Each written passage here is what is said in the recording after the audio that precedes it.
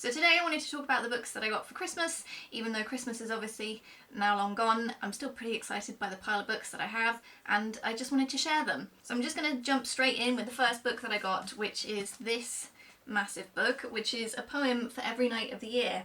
And this is exactly as it says on the front. This is a book with a poem in it for every night of the year. You really needed me to explain that one to you, didn't you? I'm not going to go through who got me every single book because you don't know these people, but I know my stepmom will be annoyed if I don't mention that she picked this up for me.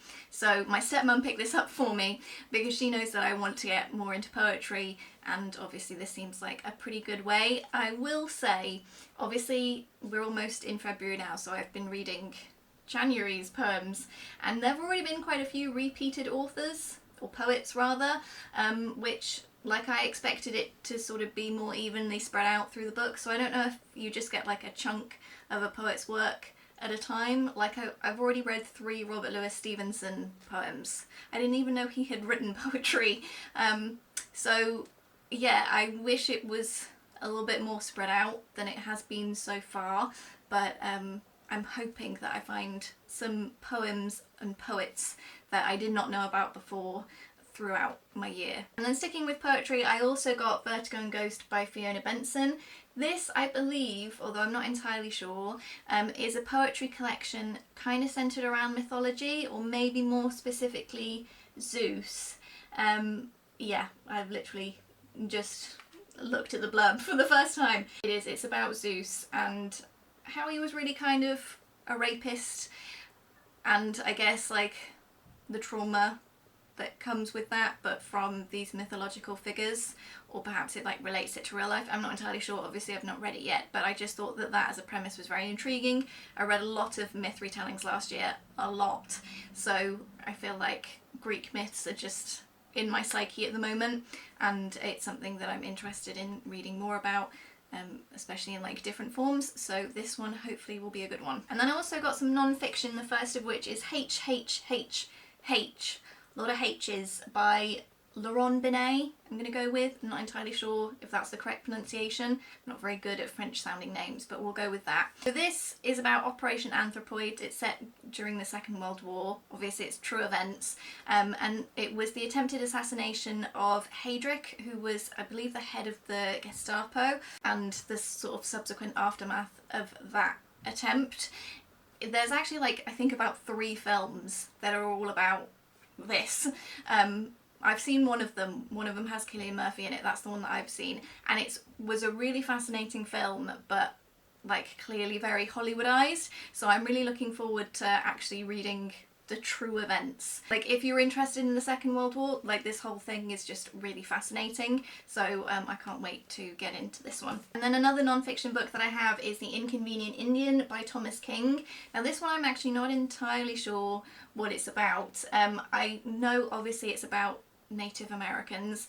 I believe Thomas King is a Canadian author, so I don't know if it's like specifically about Native Canadians or if it's just like Native peoples in general. Like I don't know how singular this book goes, like whether it focuses on a specific event that affected a certain group of Native peoples, or if it's like a wide look at the things and the obstacles and the oppression that Native populations face. I really don't know. I'm just intrigued by it. Like I've heard a lot of good things about this one, and I'd also just like to learn more about Native American culture because I don't know an awful lot. So this felt like a pretty good way to start that learning journey. And then the final non-fiction book I have is actually a memoir, and that is Men We Reaped by Jesmyn Ward.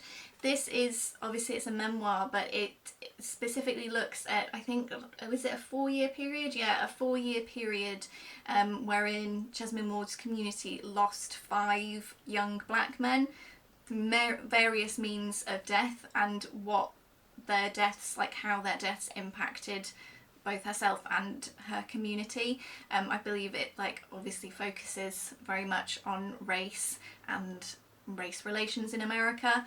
And again, I've heard really good things about this one, so I have high hopes. Moving on to fiction, I also got The Children of Jocasta by Natalie Haynes. So as I said earlier, I read a lot of Greek myth retellings last year, and by far my favourite was A Thousand Ships, which is also written by Natalie Haynes, and that is a retelling of the Trojan War from various women's perspective who were sort of involved in some way in the Trojan War. Really good book, highly recommend it.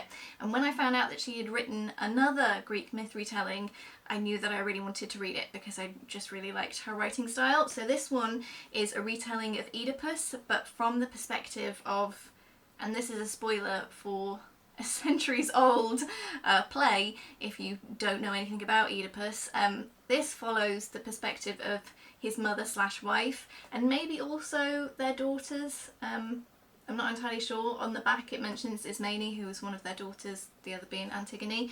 But the Oedipus story, or myth, whatever you want to call it, is one of the ones that fascinates me the most.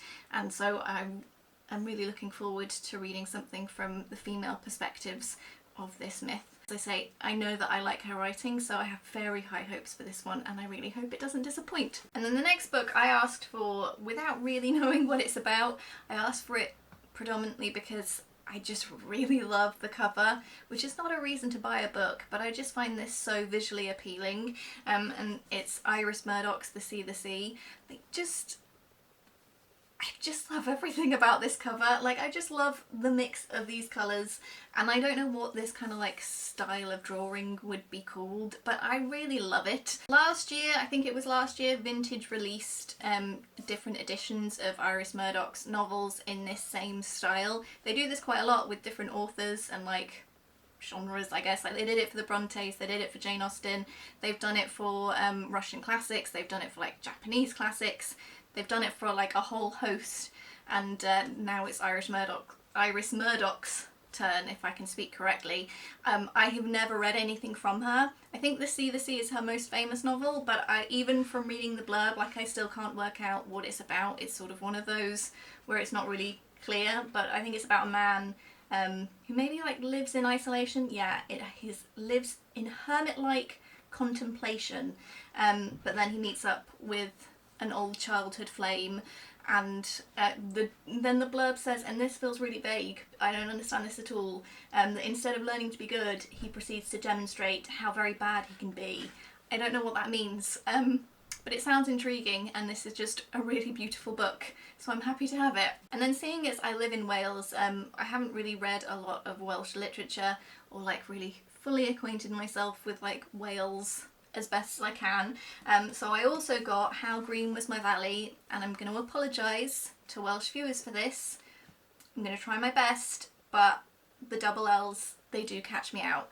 So it's How Green Was My Valley by Richard Llewellyn. No, that was awful.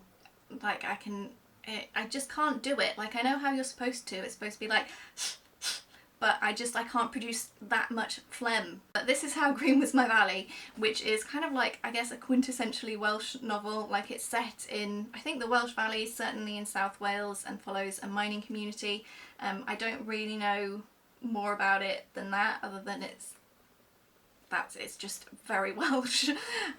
So I know that, like, it's a classic. I think I'll probably really like this one. I just need to get round to picking it up. And the last book I really don't know an awful lot about. My brother gave it to me, and I've never heard of it before he gave it to me. But since I've received it, I've seen a lot of people talking about it. Like, it's cropped up in some people's favourites videos.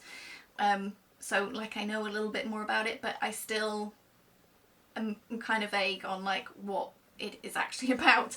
But it's Bunny by Mona Awad. So the way that I've seen people describe this is that it's like The Craft meets Heathers. So I believe it's like set in a school and follows teenage girls, and I guess they're murderous. Not entirely sure, but it certainly sounds intriguing. And that's it. Those are all the books that I got for Christmas. Thank you very much for watching. Hopefully I'll see you very soon. Bye!